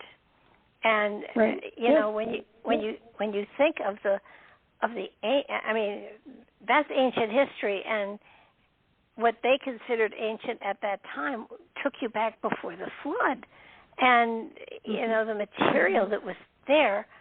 I mean, I would love to. First of all, I love libraries, and I would love to maybe remote view, or even you know, do some astral traveling to some of these libraries and just sit in a corner and, you know, leaf through a couple of stone tablets or something. I mean, can you imagine? Well, that's a great idea. I love that. That's something we should do. I definitely can dial into that. Well, that's the thing, too. We do have so much information, but I think it's in your cellular makeup. I think it's at the atomic, cellular, molecular level. Cellular memory is there. And then, of course, the multidimensional aspect of what we are beyond here allows us to access the database off planet, which most people don't even pay attention to because they can't even access the one here. So it's hard for them to access off planet intelligence. But I guarantee you it's there. So, but yeah, that's the whole idea. And this is my point. Is like, who were they to think they could be gatekeepers and stop us or stop them from learning? It's like, you can't read this book. You can't find this. You can't have this. Like, hell, we can't. And the same thing with living off planet. Why not? Why does it have to be space agencies? Why does it have to be only the people with a lot of money? Why isn't it that we're all not just able to traverse, just like you get in your car and go down the road and decide to go to a destination? Why can't we just traverse the galactic highway? Who are they to keep us stop everybody? And this is where it's going to end, because in my opinion, we're going to get out of here and we're going to show them what it's about. I really believe that. So I think it's time. Oh, I go along with you on that. Now, when we did remote viewing, we went to the moon, and we went to tunnels beneath the moon. Do you think there are actually? I mean, I believe we saw what was there, but I think it was in the past that we were seeing it. Do you think there are still bases on the moon? I find there's a lot of technology there that's accessible and remotely controlled. And I also know there are a lot of what I call panels of information. In other words, there's a lot of equipment that we can use if you know how to use it. And that would definitely be something we can utilize insofar as, I want to call it like a monitoring station, but in my opinion, I think it is drivable. I think there's technology there that is capable of traversing the galactic highway. And that's why I always mention the idea behind the moon being able to be not towed into the space-time, but literally phased into a different space-time configuration. And that would explain why it was never visible, and people claim they never saw the moon back in the illusion of history because it wasn't here, and all of a sudden it just shows up. Well, it wasn't towed in. It was in they moved to a different space-time. This is another thing, that we keep changing configurations of space-time, and it depends on the cycles, in my opinion, the cycles of evolution. So I think we're hitting another one, and when we hit another one, watch that moon, because it might even break orbit. And I know it sounds crazy as hell, but I'm telling you, a lot can happen with a different configuration. Everything changes. The scenery changes. The constellations change. Everything you think you know about space-time moves. Are they ready for this in Space Force? I doubt it. I really do. But we are. Yeah, I think I think there's going to be a major shift of the axis or something like that. And instead of being in North America, we're going to end up in South America. And you know, it's funny, when you were talking about water, when I was talking about it, I saw a drain and the water going down in a right spiral clockwise, and then I saw it turn and it started to do the counterclockwise spiral. Oh, so I interesting. bet that's what I bet.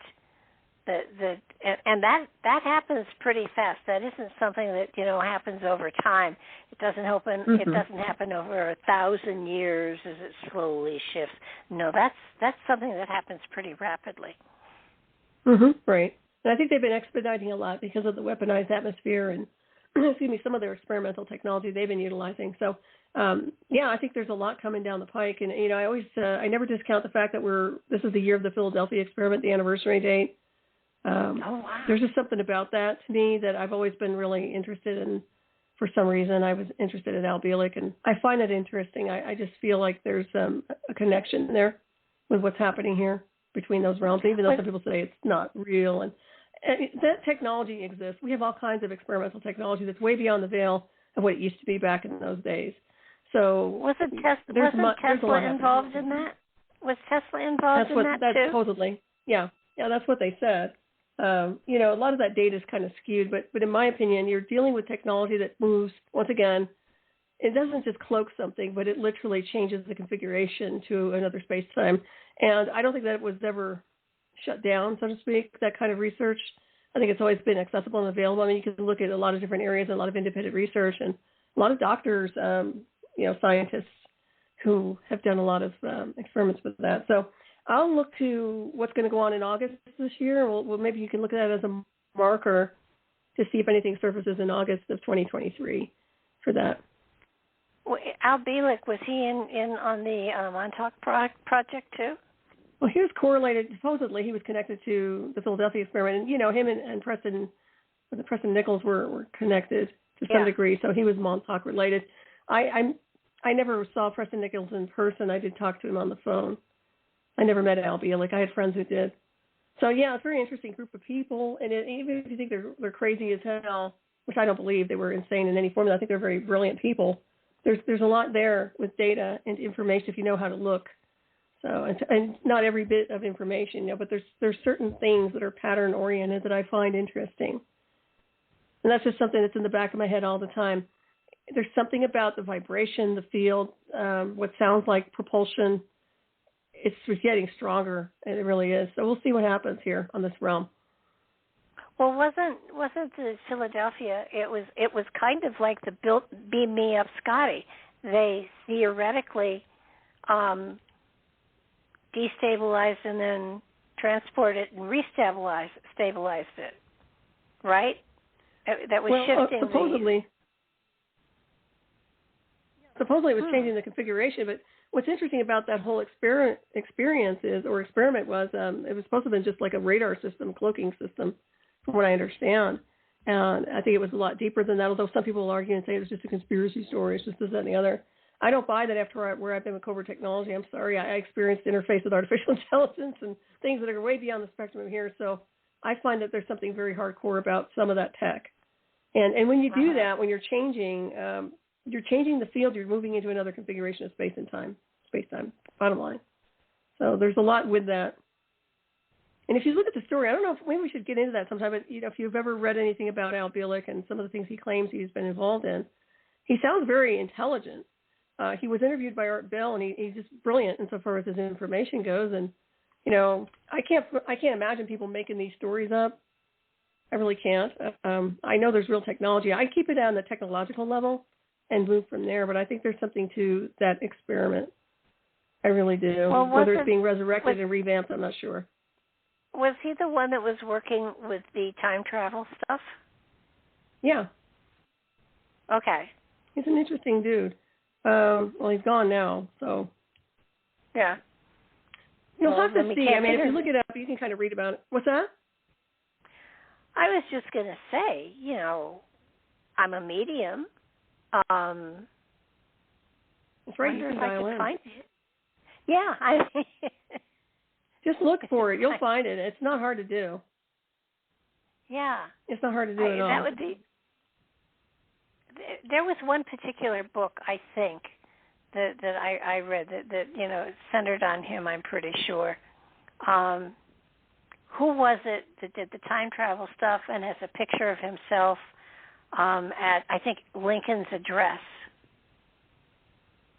Oh, Basagio, Andrew? Are you talking about Andrew? Is that his last name? I don't know if I pronounced it correctly. Is he still around? I think he was really sick for a while. I think he's still around, though. I think he claimed he was a time traveler. I would love to find somebody that did that time travel stuff. That they brought children in because children were easier to do the shifting, and they took them to the moon too, I believe. Yeah, he was one of those people that. Oh, go ahead.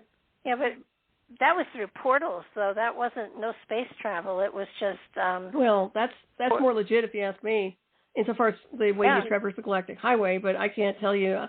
I never really researched his information that much, but I do remember him insofar as other people interviewing him, so I'd have to look at it again. But yeah, him and a few others that were supposedly, I don't know if it was Montauk related or not, experimented on, or at least put in a program of some kind for experimentation connected to that. So, yeah, it's all very interesting. It really is.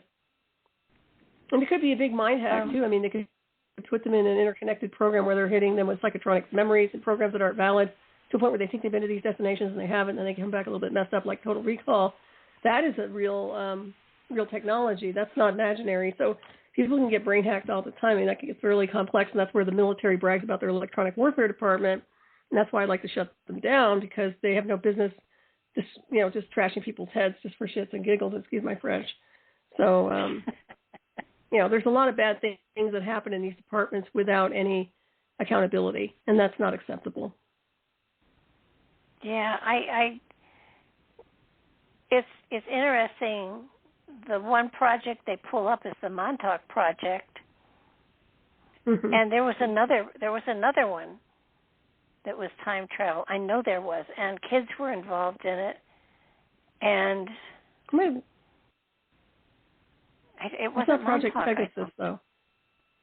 Yeah. Well, there was, I think, yes, Passaggio was the Project Pegasus one. I've heard people talk about Project Pegasus. Excuse my French on that one. Can't speak right now, but yeah. There's another guy I used to interview, and he was an ex-CIA operative who talked about a lot of that stuff to some degree. Yeah. Yeah, I know I read a couple of books on Project Pegasus because that fascinated me. Yeah, I find it interesting. I mean, if you're psychic enough to know and be able to read between the lines, so when they're giving you a little bit of truth and a lot of BS, you'll be able to see what's correct and what's not. It's like pattern recognition. That's what I usually do when I look at stuff that's been redacted, especially when you're looking at archives. Like, look, the FBI's releasing all this. I'm like, big deal. Most of it's garbage anyway. They'll give you stuff that's, you can't. We know more than they do at this point. It's just foolishness, but that's another story altogether. But yeah, it's interesting how they give you little bits and pieces of information. But I find that is, to me, it's all about the propulsion and technology and where we're heading as a civilization. I mean, we are moving into another configuration, whether people like it or not. But we need to transcend the technology we're working with, and I find that right now it's so weaponized and so polarized that it's not productive. So something's got to change there. Yeah, it's Andrew Passaggio. Yeah, he's one of them. Pegasus. There was another one I interviewed too, and he was, what's his name? He's probably still on my Skype somewhere. But he was supposedly a friend of his, and I interviewed him, and it was like pulling teeth to try to get him to talk on air. He was something else. I mean, he just wouldn't open up. I asked him to be on the show, and he wouldn't tell me a lot. He'd just give me little bits and pieces, but I think he was kind of messed with, too. So it was kind of interesting. That was a long time ago. Was Peter Moon connected with a lot of this stuff? Yeah, Peter Moon. Yeah, I think he was correlated with some of that, too. Yeah, I don't know about him. I've interviewed him once, and I can't tell you if he's, part compartmentalized or compromised. There's some interesting information about him, and then you can read his books and kind of choose from yourself what you resonate with. Well, yeah, no. He was friends with Preston. Yeah. No, he's been on the show. Okay, so you're familiar with him. Long time ago, but he was on the show. And there was somebody at Gaetano's. He did another book. Yeah. Interviewed him a long time ago. Yep. Yeah. He's good. Actually, I need to get in touch with him again. I gave him a lot of information on psychotronic weapons and synthetic telepathy back in the day, and then he got into the Montauk stuff, which correlates to some of the tech I've been involved with. Montauk's primordial compared to where I've been, but the idea behind how you can interface with technology and what it's used for, it's very, very interesting. We should go into that sometime. Yeah. Maybe next time we'll do time Definitely travel. Look at it. That'd be fun. You get to pick next time. We always time travel. Okay. Oh, that's what I get to pick next time. Well, we can do that if you feel guided to. Yeah, we can go in there and talk about a lot of cool stuff. Like I said, we started talking about giants and little people today. I think we gave it all of 10 minutes. Yeah. That's okay. It's a good topic. I think time travel would be a good topic, and actually, given a month's time, it gives us both some time to do a little bit of research. Well, I've written a book on it just recently, so it's not research for me. But if you want to talk about other projects connected to time travel, yeah, we can do some digging. And especially, like I said, the Montauk, I think, is a really good one. And also the Philadelphia experiment, exotic technology, the way they're cloaking, the way they're utilizing technology today in advanced sciences, I think is worth talking about. It's all frequency-based. It's all about the modulation of the field, and the frequencies have everything to do with how fast in the illusion of space-time we're really navigating. Your body's designed to navigate quite fast. It's the frequency. It's supposed to be very high frequency and very, very quick, and I find that we're in inertia. So they keep trying to create this magnetic kind of a pulse where it pulls everybody into this stasis and stops them from really syncing up with higher fields. And at least that's what I've observed through the weaponization of the atmosphere recently. So it's not healthy. I mean, I could go in there and give these guys a lecture on what not to do with their technology, but they won't listen. They want to do what they want to do under the guise of their national security. Well, they all need to be fired. They know. I have been known to fire everybody, but nobody actually left. I did fire everyone. Gosh, 10 years ago, I did it on Facebook. It was my letter to the government, and I fired everyone. And basically, I said, "You're forgetting." I said, "You're forgetting who you work for. I pay your salaries, along with a lot of other people." They just don't know it yet. I think they're all pretty much obsolete at this point. It's funny how they think that the regular Joes are obsolete. It's really them that's obsolete. And I'm not just talking here. I'm talking globally speaking. This is them. These guys have completely destroyed and gutted what could have been a very positive civilization. So to me, it's like you guys need accountability, and all of them are overpaid. They get their clearances not because they're intelligent, but because they are privileged. There's a lot of problems here that need to be cleaned up. But I think it used to be there were intelligent people that ran for office, and then they went back to their regular jobs, and now they get elected and they stay there until they're 90. Yeah, it's a retirement home now. Don't you know? DC is a retirement home. there should be term limits, and that isn't meant to be nasty to anybody. It's just that you want somebody to be able to push a button if it's important, and not look at you and say, "What button?" Yeah, no kidding.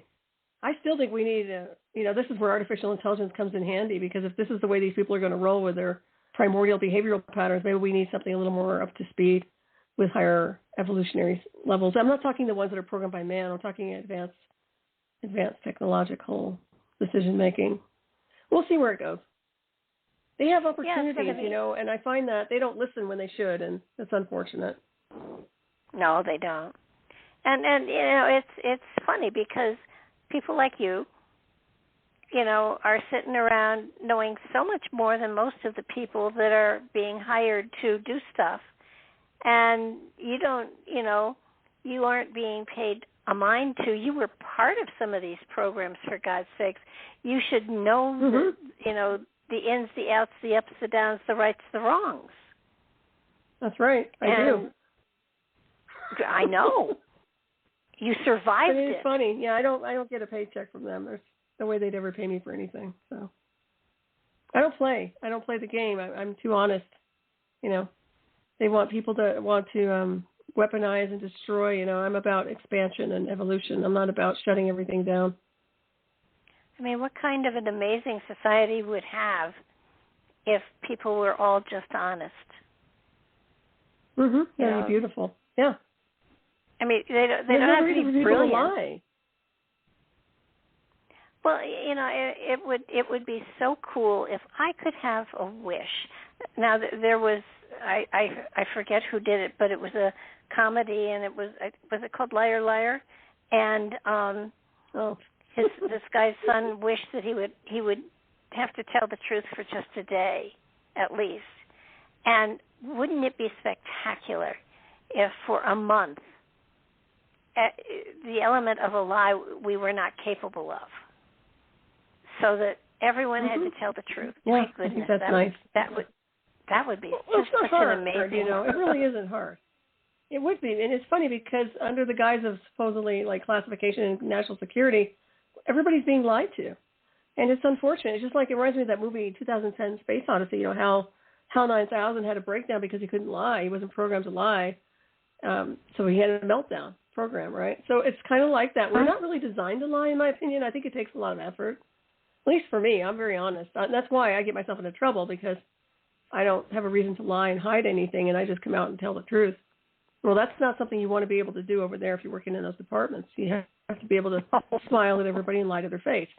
And it's really foolishness, honestly. It's I don't like it.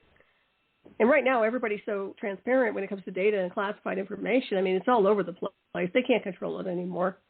So it doesn't matter at this point.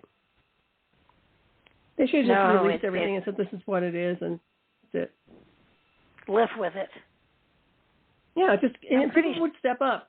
Someone might have meltdowns, but a lot of people say, wow, this is really cool, let's go with it. But they're just so stupid. Whoever made the decision to stop and put a halt and the brakes on everybody on that level is really a jackass, to be honest. And who do they think they are, that they know best? I mean, come on. But they want to look smart. They want to be like the best of the best because they have access to all these cool devices and toys and technology that no one will ever see their entire lives. That people can vision and dream and think about things and speculate, but they'll never have the information, and they have it right at their desks. So that gives them this arrogance that you see it every day, right? Yeah, and unfortunate. You can see right through it. I mean, it's kind of like, sure. You know, oh, that's so scary. Oh, listen, we're almost out of time. Go on and on. Let everybody know what your website and your shows are. Oh, okay. Well, thank you, Barbara. This has been a wonderful show as always. And yeah, I'm at Night Shadow Anomaly Detectives at you can find me over there at .com.net. Also, my show is Hyperspace on the KCOR Digital Radio Network. That's 12 midnight Eastern Time, 9 p.m. Pacific, and that's on Fridays. And then Raven Star's Witching Hour, which is Saturdays on 12 midnight Eastern Time, 9 p.m. Pacific on Revolution.radio. And thank you. This is always wonderful to communicate and share and expand with you. Yeah, let's do time travel next time. Okay. Sounds like I bet a plan. we can stay on topic. I bet we can stay on topic. Oh, sure, because that's our area. We're travelers. Yeah. Between you and I, we could do, we'll be on the moon. Let's go someplace else. Oh, my goodness. Maybe we'll bring the moon here. Yeah. Get it closer. That would be so cool. Make some jumps. You know, maybe sometime we should just start the show with, this is Neon Twilight from the moon. I think that's perfect. That would be fun. That would be fun. All right. Well, let's try that next month. All right. Okay. Thank you, Barbara. We'll see if we both remember when we get there. Exactly. Thank you so much again, and my pleasure. I will be talking to you sometime soon, and okay. So for now, thank you and good night, and good night. Thank everybody else, and thank you for being with us tonight. As always, we enjoy having other people there, eavesdropping, and hopefully you learned something. So good night, everybody. Good night.